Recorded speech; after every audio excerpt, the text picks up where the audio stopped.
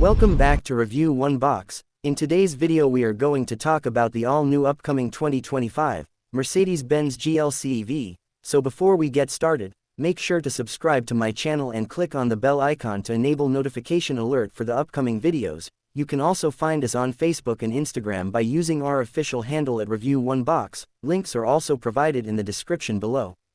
Mercedes is preparing to replace the electric EQC crossover with a new GLC EV, which was recently caught undergoing testing. The leaked spy images showcase that the upcoming GLC EV will be a completely different car. As per the renderings depicted, its proportions will be closely matched with the aforementioned EQC. The front part may receive an unusual design for the company's electric models. The rendering depicts a simulated radiator grille. The headlights will most likely be made in the current style of Mercedes-Benz electric cars with an LED jumper between them. On the side you can note the retractable door handles, exactly the same as on older models.